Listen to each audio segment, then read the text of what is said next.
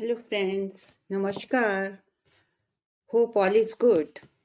सबसे पहले मैं सरस्वती माँ और शारदा माँ को प्रणाम करके अपना वीडियो बनाना चाहूँगी, क्योंकि उनकी कृपा के बिना मैं कुछ भी नहीं बोल सकती।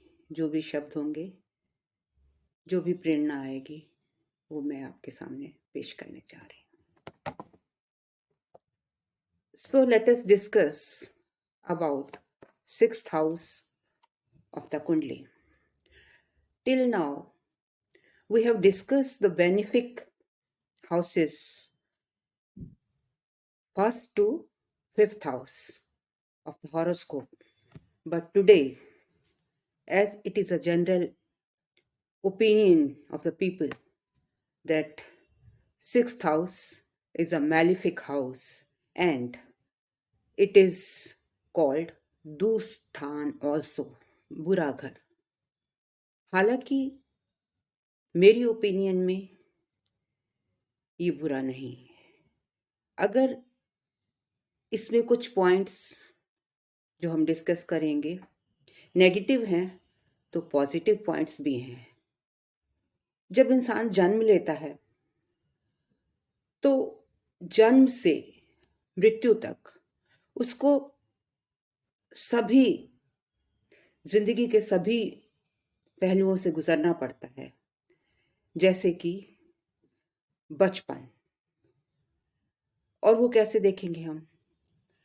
कुंडली का 5वां घर आत्मा को रिप्रेजेंट करता है, हमारे पूर्व पुण्य कर्मास को रिप्रेजेंट करता है,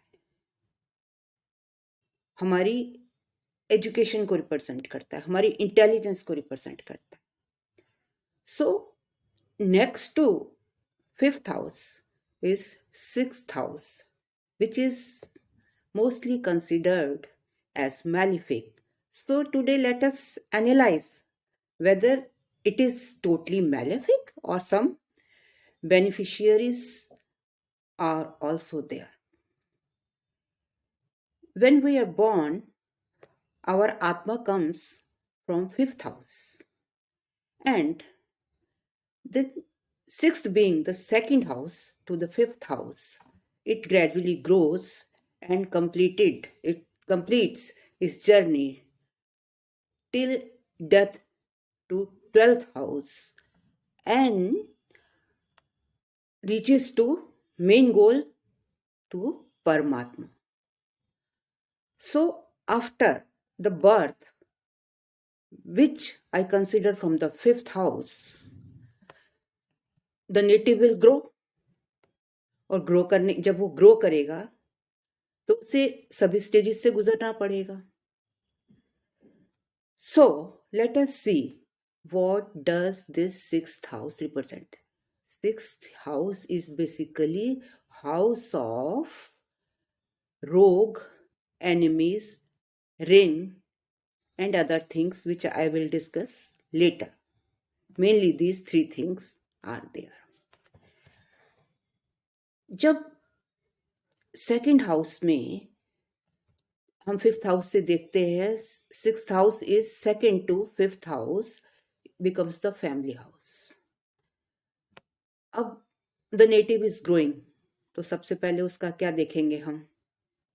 ग्रो करने के लिए उसकी एजुकेशन देखेंगे, और जब उसकी एजुकेशन देखेंगे तो एजुकेशन के लिए हमको कंपटीशन भी करना पड़ेगा।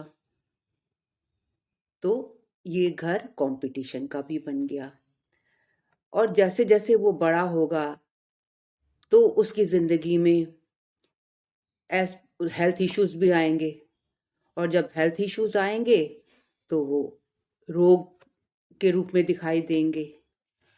और कुछ भी और आगे चलेगा, आगे जर्नी चलेगी तो पढ़ाई भी हो रही है, नौकरी करियर सब कुछ देखेगा, तो कंपटीशन भी करना पड़ेगा।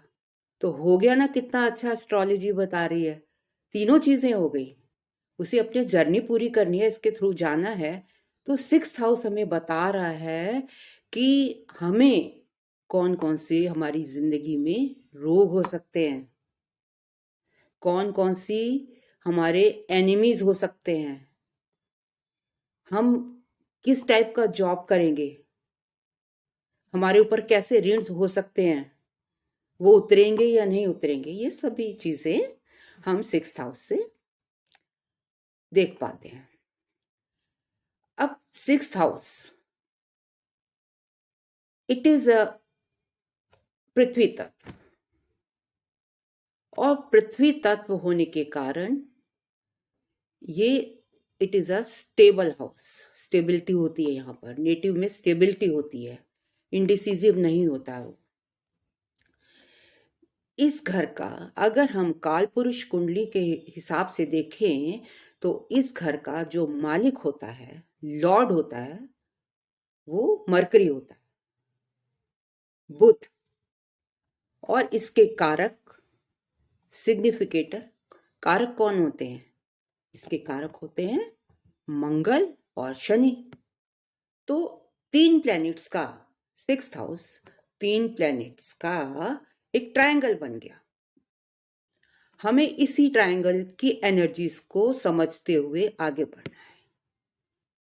कौन कौन से? बुध, मंगल और शनि, इनकी एनर्जी यहां पर रहती है 6th हाउस में। और जब ये तीनों मिलकर काम करेंगे तो आइए देखते हैं कैसे काम करते हैं। मंगल, सॉरी, सबसे पहले हम लेते हैं बुध, मरकरी। मरकरी जो कि इसका लॉर्ड है, बुद्धि का प्लेनेट है। तो यहां पर अगर मरकरी की राशि कोई विर्गो राशि का व्यक्ति है तो उसकी इंटेलिजेंसी बहुत बढ़ जाएगी। मंगल एक्ट्स एज ए सेनापति। तो लोग घबराते हैं कि अरे मंगल तो बुरा करता है। नहीं, कोई अपने घर का कभी बुरा करता है? नहीं करता है। वो डिफेंस करता है, वो अपने घर वालों पर किसी को वार नहीं करने देता, दुश्मन से इस घर का डिफेंस करता है मंगल। और शनि, वो डिसिप्लिन देता है, ना तो कभी किसी का वो बुरा करता है और ना बुरा होने होता है। तो ये 3 तरह की एनर्जीज छठे घर में होती है। छठा घर, 8वां घर और 12वां घर, ये दुष्ट स्थान कहे जाते हैं, बुरे घर, मैलेफिक हाउसेस कहे जाते हैं। लेकिन मैलिफिकेंसी के हाउस के हिसाब से 6th हाउस सेकंड पोजीशन पर है। The most malefic house in the कुंडली is 8th house and 6th house is second to 8। 12th house is the least malefic. तो ये 3 घर क्या हो गए? मैलिफिक हाउसेस होते हैं। यहां पर मैलिफिक प्लैनेट्स का बैठना अच्छा माना जाता है, क्योंकि ये उपछाया हाउसेस हैं। तो मैलिफिक प्लैनेट्स इस घर को स्ट्रेंथ देते हैं। अब 8वें घर में तो जो डिजीजेस होती हैं वो इनक्योरेबल होती है। फर्क क्या है 8वें और छठे घर की डिजीजेस का? लेकिन जो 6th हाउस की डिजीजेस होती है वो कहाँ से आती हैं? अगर हमारी कुंडली में ये घर फोर्टिफाइड है, प्लैनेट्स की प्लेसमेंट अच्छी है, तो रोग हमें अनटच्ड निकल जाएंगे। लेकिन अगर प्लैनेट्स की स्ट्रेंथ कम है, या वो कंबस्ट है, या उनमें स्ट्रेंथ नहीं है, वो डेबिलिटेटेड है, तो हमें उनको भुगतना पड़ेगा। और भुगतना तो जरूर पड़ेगा क्योंकि ये रोग का घर है। पर हमें कुंडली पहले से बता देती कि हमको कौन कौन से रोग जिंदगी में हो सकते हैं, और ये रोग हम प्रारब्ध में लेकर आते हैं कि पिछले जन्म में हमने क्या किया है, किसको टॉर्चर किया है, किसको कैसे कैसे हमारे कर्म थे, उसके अकॉर्डिंग ही हमको ये रोग हम प्रारब्ध में लेकर आते हैं। तो हमें भुगतने तो पड़ेंगे ही। हमें मालूम नहीं होता कि क्या हम करके आए हैं, पर हमें भुगतने पड़ेंगे। उसकी हाँ हम रेमेडीज कर सकते हैं, और रेमेडी से ये कुछ कम हो सकते हैं, लेकिन झेलने तो हमें पड़ेंगे ही। और आपको एक अच्छा एस्ट्रोलॉजर बता सकता है कि आपको कौन कौन से रोग हो सकते हैं। और समय आने पर, जैसे कि समय क्या है, जस्ट लाइक ए पार्सल है, वो आपको आपको पता नहीं है, अननोन है, आपके लिए अननोन है। लेकिन एक अच्छा एस्ट्रोलॉजर आपको बता सकता है आप इस चीज से थोड़ा बच कर रहिए, आप थोड़ा थोड़ा केयरफुल रहिए, ये डिजीज आपको हो सकती है प्लेनेट के अकॉर्डिंग, प्लेनेट की प्लेसमेंट के, प्लेनेट के एस्पेक्ट, प्लेनेट की पावर, प्लेनेट की दशा के अकॉर्डिंग। तो जब भी उस प्लेनेट की दशा आएगी और वो अगर प्लेनेट वीक हुआ तो आपको ज्यादा प्रॉब्लम झेलनी पड़ेगी, और अगर स्ट्रांग हुआ तो थोड़ा उसकी जो मैलिफिशियंसी होगी वो कम होगी। इस रोग से कौन बचा सकता है? देखिए, एक पेड़ है, पेड़ के ऊपर एक फल पक गया तो वो नीचे गिरेगा। अब धरती तो फट नहीं सकती और बीच में पेड़ उसको पकड़ नहीं सकता, तो वो तो हमने झेलना है, हम पिछले जन्म से लेकर आए हैं, हमारे प्रारब्ध हैं। वो हमें छठा घर बताएगा कि हमें कौन कौन से रोग हैं, और एक अच्छा एस्ट्रोलॉजर बताएगा। और आप खुद भी देख सकते हैं, अगर आपको एस्ट्रोलॉजी की नॉलेज है, तो कौन बचा सकता है उससे? उससे आपके अच्छे कर्म और आपका गुरु। गुरु क्या करता है कि अगर आप गुरु में विश्वास करते हैं तो गुरु वो बीच में से उसको, जो जो आपका रोग पेड़ के फल की तरह गिर रहा है जमीन पर, वो अब वो जमीन आप पर आएगा तो गुरु क्या है, उसको हाथ से पकड़ के बीच से ही पकड़ लेता है, और जो आपकी जो उसको सहने की शक्ति दे देता है और आपका दुख कम कर देता है, रोग की मेलिफिशेंसी कम हो जाती है। तो गुरु का भी इसमें बहुत बड़ा रोल है। अब दूसरा, ये तो रोग के बारे में हो गया, अब दूसरा है एनिमीज।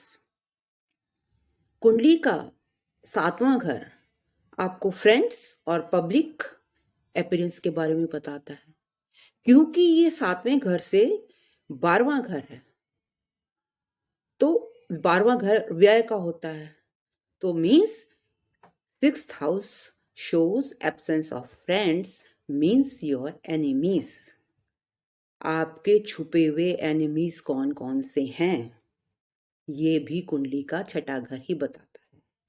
लेकिन देखिए, अब कहते हैं कि ये बुरा घर है, लेकिन मंगल है यहाँ पर।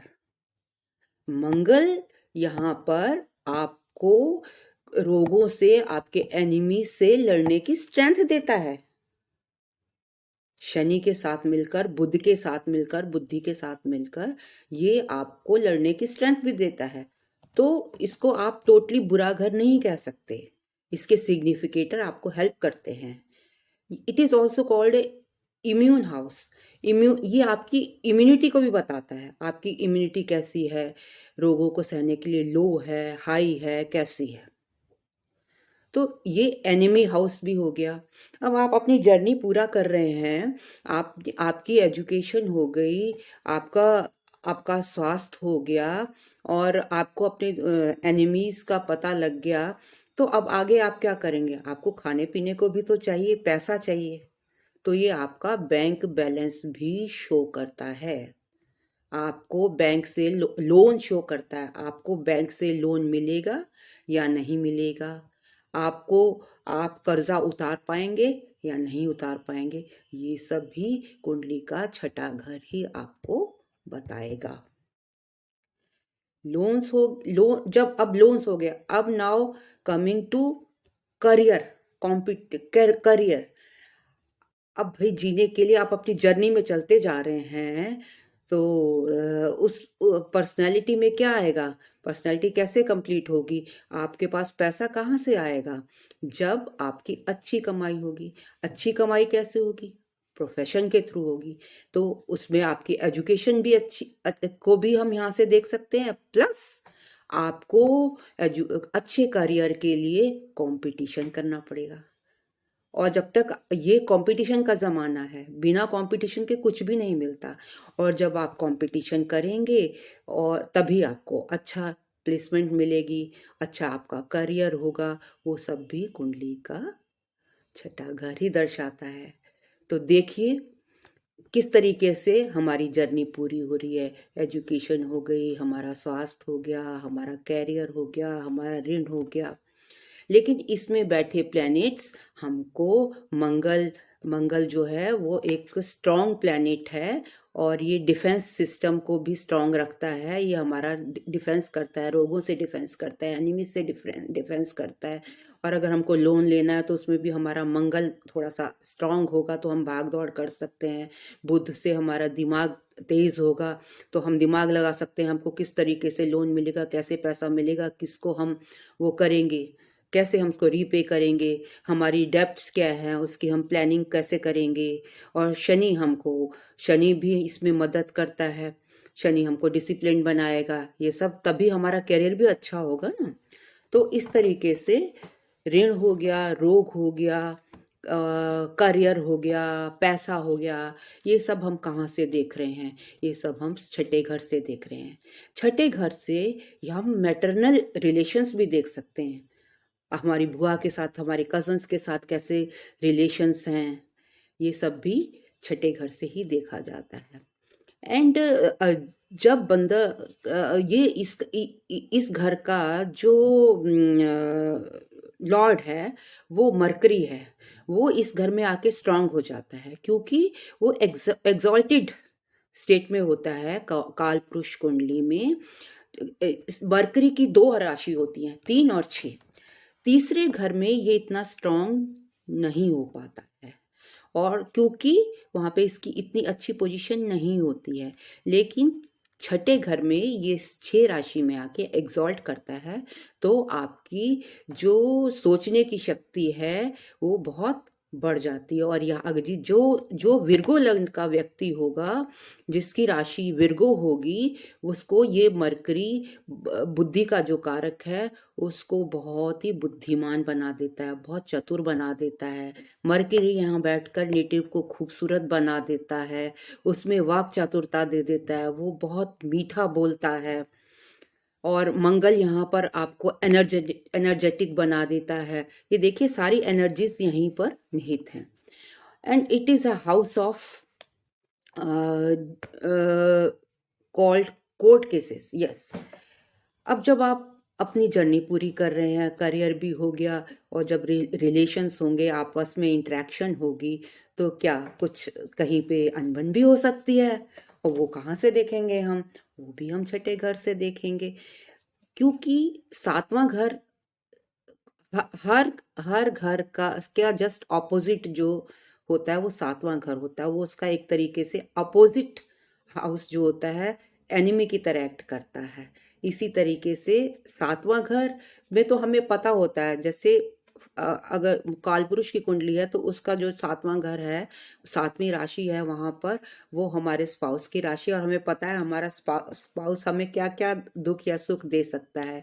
लेकिन जो छठा घर होता है ये भी एनिमी हाउस होता है। इस यहाँ पर हमें पता नहीं होता है कि हमें किस टाइप के हमारे एनिमीज होते हैं, यहाँ पर हिडन एनिमीज होते हैं। और यहाँ पर अगर मंगल अगर यहाँ पर प्लैनेटरी पोजीशन में यहाँ पर मंगल बैठ जाता है, तो मंगल के जस्ट अपोजिट 12th हाउस जो व्यय का हाउस होता है, तो उसके पास कभी पैसा नहीं रुकता है। ये कुछ बातें हैं जो मैं आपको साथ साथ में बता रही हूँ। तो अब और क्या दे सकता है ये छठा, कुंडली का छठा घर? कुंडली के छठे छठे घर से हम डिवोर्स भी देख सकते हैं, संबंध का, क्योंकि जो 7th हाउस है वो प्यार का है, हमारी मैरिज का हाउस है। अब उससे जो 12th है वो 6th हाउस है, तो उसके ब्रेक डाउन का है। तो वहां से हम कोर्ट केसेस को भी देख सकते हैं, कि डिवोर्स को देख सकते हैं। कोर्ट केसेस और डिवोर्स दोनों ही 6th हाउस से देखे जा सकते हैं। मंगल शनि जो है इस हाउस को स्ट्रांग बना देता है। जब तक स्ट्रांग नहीं होगा तो जब तब तक आपके केस का फैसला भी नहीं होगा। ये लॉज